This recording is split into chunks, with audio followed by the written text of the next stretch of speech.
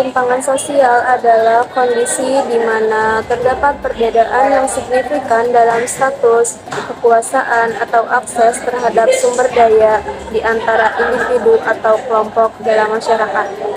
Ini dapat mencakup perbedaan dalam pendapatan, pendidikan, kesehatan, dan kesempatan kerja.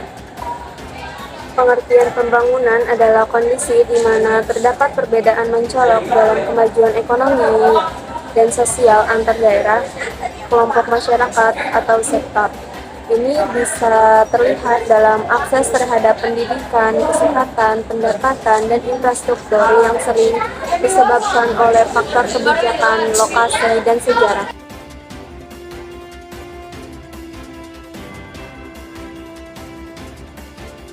Beberapa faktor penyebab ketimpangan pembangunan. Yang pertama, perbedaan sumber daya alam. Yang kedua, ketimpangan infrastruktur. Yang ketiga, kebijakan pemerintah yang tidak merata. Yang keempat, tingkat pendidikan dan keterampilan. Yang kelima, kualitas instruksi dan tata kelola pemerintahan. Yang keenam, akses terhadap modal dan investasi. Yang ketujuh, pertumbuhan penduduk. Yang kedelapan, perbedaan geografis. Kesembilan, globalisasi dan teknologi.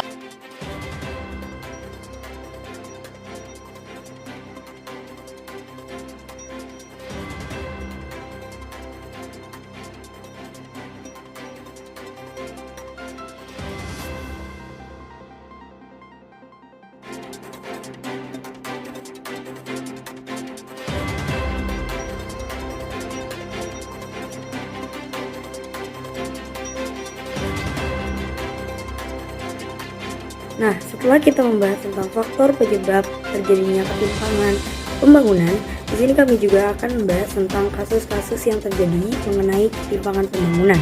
Yang pertama, ada ketimpangan pembangunan yang terjadi di Provinsi Bali, di mana wilayah Bali Selatan paling banyak tersentuh pembangunan, sementara pembangunan tidak menyentuh di Bali Utara, Barat, dan Timur.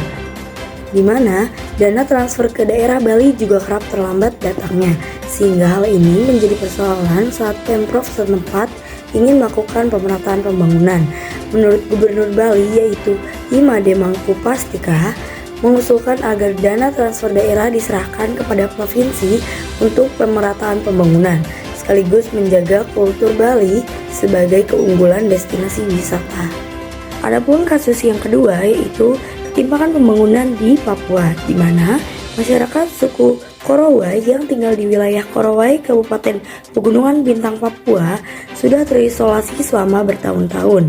Akibatnya yaitu dari akses transportasi yang tidak memadai untuk menuju ke lokasi yang mereka tempuh, di mana saat mereka ingin membeli bahan makan pokok, mereka akan menggunakan transportasi seperti helikopter atau longboat ke wilayah yang sudah menjual bahan pokok, di mana mereka mencapai sekiranya 1 jam dari Bovendigol ke wilayah yang mereka tuju, sehingga tidak meratanya pembangunan jalan dan infrastruktur dapat memperlambat proses ekonomi yang berdampak pada harga kebutuhan. Kondisi rumah masyarakat dan infrastruktur yang kurang layak, air bersih yang sulit diakses, hingga fasilitas pendidikan yang kurang memadai, membuat Kabupaten Supiori tertinggal dibandingkan kabupaten lain di Papua. Harapkan pemerintah untuk peduli kepada kami tentang bantuan transport laut untuk menambah perekonomian keluarga. Andai kan kalau perekonomian keluarga sudah difasilitasi dengan alat tradisi yang canggih, yaitu fiber dengan perahu Johnson, dengan minyak bensin dengan harga yang mungkin mau dibilang murah ya, berarti tidak perlu masyarakat berteriak pemerintah tentang bantuan, mengharapkan uluran belas kasihan pemerintah lagi, mereka sudah bisa mencari makan sendiri. Dan untuk kasus yang ketiga yaitu ada ketimpangan pembangunan di wilayah timur Indonesia, di mana ketimpangan pembangunan yang terjadi dapat dilihat dari pemerataan pembangunan infrastruktur seperti jalan, jembatan, pelabuhan, dan bandar udara yang masih minimum di wilayah timur Indonesia. Bahkan hal tersebut disampaikan oleh Bapak Jokowi saat berdialog dengan para tokoh masyarakat, di mana menurut Bapak Jokowi untuk menyelesaikan berbagai ketimpangan tersebut dengan keterbatasan anggaran yang ada di APBN pemerintah terus berupaya untuk membangun infrastruktur di daerah di wilayah timur agar lebih maju. Untuk kasus yang keempat, yaitu ketimpangan pembangunan yang terjadi di wilayah IKN, di mana menurut Isra Nur yang menegaskan bahwa tekanan transfer ibu kota negara dari Jakarta ke Kalimantan Timur harus mendorong pemerataan pembangunan. Tidak boleh ada kesenjangan infrastruktur baik fisik maupun sosial di wilayah yang ada di sekitar IKN. Tapi faktanya pembangunan IKN memunculkan ketimpangan pembangunan yang dialami oleh khususnya yang berdekatan dengan ibu kota Nusantara seperti wilayah Kutai, Kertanegara, Penajaman Parsen Utara, Balikpapan, dan Samarinda. Pembangunan mereka masih berbanding terbalik dengan pembangunan IKN, mulai dari jalan hingga rumah yang ditinggali sudah tidak layak untuk ditinggali, tetapi masih ada sampai sekarang. Bahkan di daerah pelosok pun, walaupun sumber daya alamnya melimpah, mereka tidak sebanding dengan pemanfaatan pembangunannya. Atas pembangunan beberapa solusi dapat diterapkan: 1. Meningkatkan infrastruktur, 2. Pendidikan dan pelatihan, 3.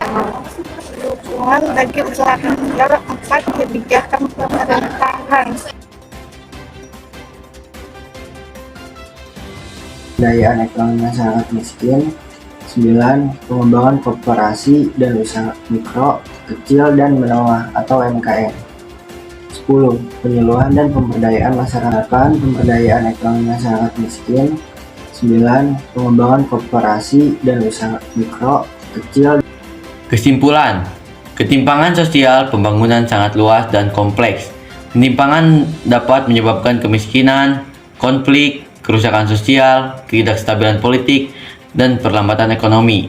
Untuk mengatasi masalah ini, diperlukan upaya sistematis dan terpadu yang melibatkan berbagai pihak, termasuk pemerintah, masyarakat, dan sektor swasta.